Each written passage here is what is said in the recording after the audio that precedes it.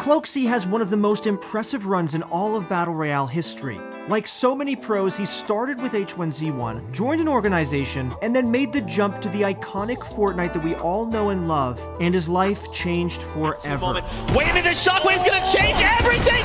Cloak needs to line these shots up! He's got no HP, can he do it?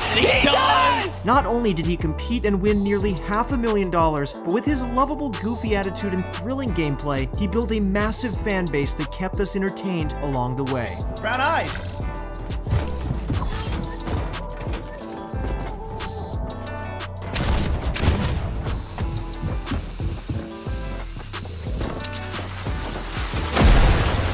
Oh god!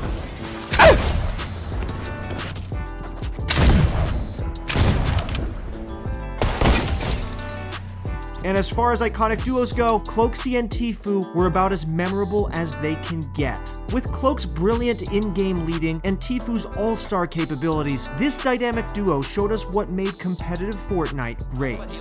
It is indeed, because he just got eliminated. Cloakzy still at the shot. He shot up close. Are you kidding me? However, fame comes at a price, and along his journey, friendships would fall apart. His org would turn their back on him, and on top of all that, his passion for the game would slowly fade away. This is the story of Cloakzy, the pro who rose to fame faster than anybody else, the pro who would live in the shadows of his teammate Tfue, and the pro who would get sucked into all the drama that would eventually cause his love for the game to decline. It keeps getting worse and worse! How does the game get worse every update? How did it all happen? Where's Cloakzy now? And what is in store for Cloakzy's future? Find out in the story of Cloakzy. Cloakzy's history in competitive gaming goes all the way back before Fortnite, beginning with the Halo series on Xbox. Eventually, when Halo 3 got released, he began to take gaming very seriously, even traveling to compete in MLG LAN events in his hometown of New Jersey. And although he was just an amateur, it gave him a taste of what competitive gaming was all about. After his stint playing Halo, Cloak moved on to PC gaming and began playing the title every pro gamer touches at one point or another, CSGO. By playing CS, he'd be proving his shooter skills more and more as time went on, and in his prime, he'd reach the game's highest rank, Global Elite, something only a small percentage of players have done. But in 2016, a new genre and game spread like wildfire, H1Z1 Battle Royale. Cloakzy swiftly transitioned to H1, mastering it in no time. It's as if he had a natural instinct when it came to BRs, intuitively knowing things like how to properly rotate, third-party fights, taking high ground, and so on. Cloakzy's committed grind, along with plenty of online tournament wins, led him to being signed to play for DJ Steve Aoki's eSport organization, Rogue. Cloak accomplished a lot in his H1Z1 days, but the highlight of his career would be in 2017, when he played in the nationally televised H1Z1 Fight for the Crown. Cloak's face was featured on TVs all across America that day, and although Rogue didn't end up winning, Cloakzy would use this opportunity to propel his career into even greater heights.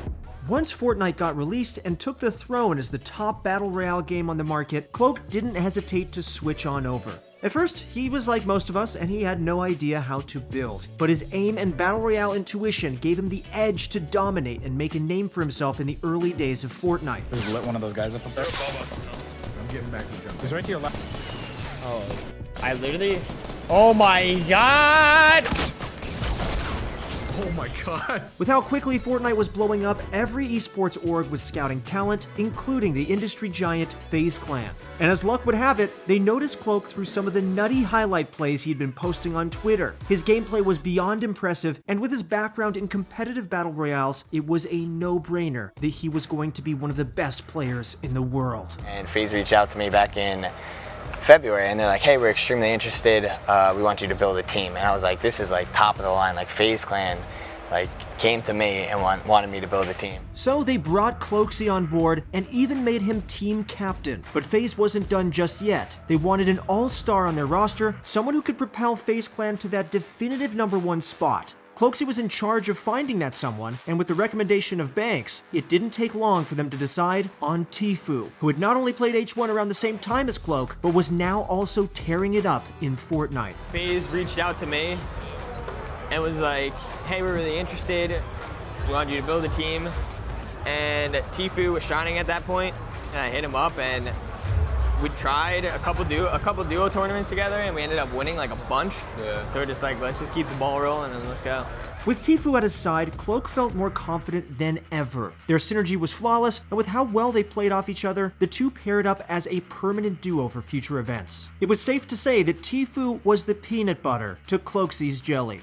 And soon after the pair teamed up, their conquest would begin. Before the breathtaking LAN events and multi-million-dollar prize pools, there was community-run tournaments, most notably Keemstar's Friday Fortnite, a 2v2 kill race to see which duo could rack up the most eliminations in a public squad match. Cloak and Tfue would be invited to 9 weeks of Friday Fortnite, and over that period it was nothing but pure and utter dominance. Of course, Cloakzy contributed more than his fair share, including an unforgettable clutch that kept them in the tournament they ultimately ended up winning. Situations though, if Daquan and Camille's just continue to play it safe, they're going to be just fine, but you're going to see Oh my Camille's gosh. dropping down here to get this kill, but what's going to happen? Tfue Cloakzy with 2 knocks, now officially tying it if they do get these drops, and a third goes down as well. If they get this kill, they might in fact take the lead by 1. And it looks like Camille's is going to be in hot pursuit Cloakzy's of this 7 final HP. one. And who got it? That's going to be Cloakzy. Oh my Cloakzy god! got it. They overtook the lead, and Daquan and Camille's. He is no longer in the building He just descended to heaven. They will not be.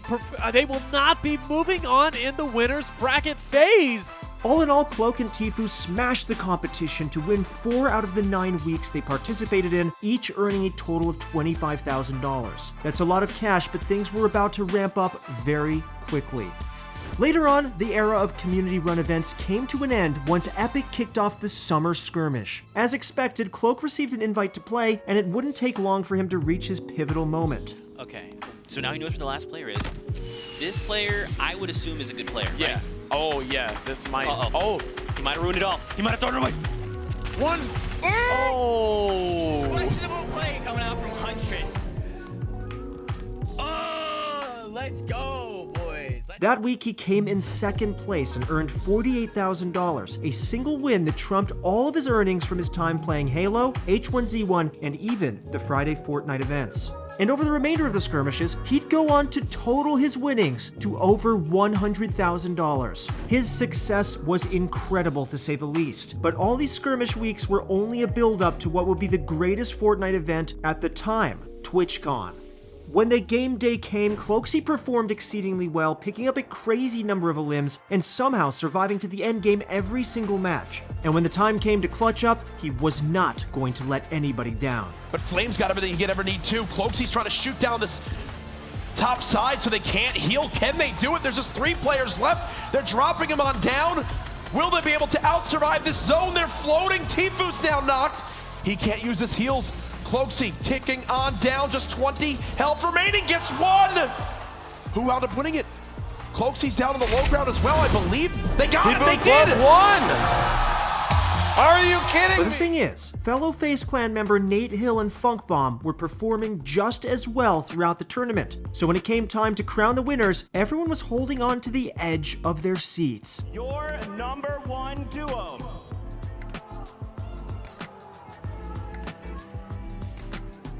It's Tfue and Cloakzy!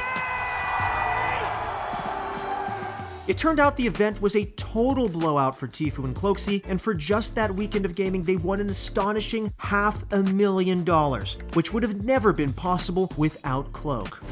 With such a momentous win, Cloakzy was on top of the world. But as the saying goes, all good things eventually come to an end.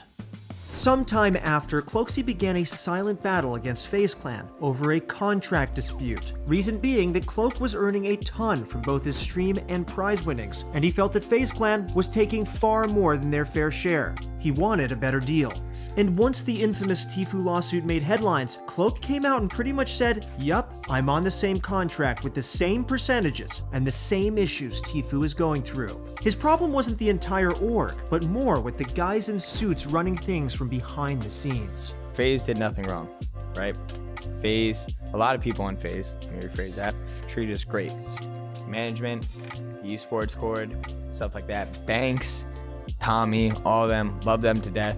Nothing against them. All because someone is the face of the org doesn't mean they run the whole thing. But there's a whole internal, there's like a whole council, like COO, CEOs, stuff like that. Eventually, people that want the best for you, to the other people in the org, their hands are tied, you know what I mean? FaZe and Cloak never came to an agreement, and since then, he's been inactive on their roster, waiting for the contract to come to its end.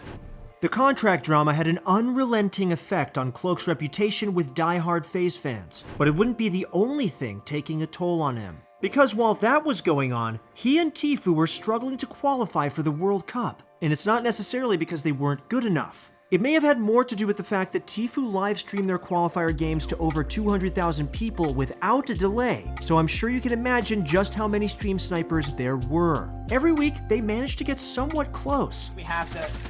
I have no max. Going? Got the other? On you. Nice, let's go. Dude. Let's go. But unfortunately, they always missed the mark, and in the end, Cloakzy didn't qualify for the World Cup.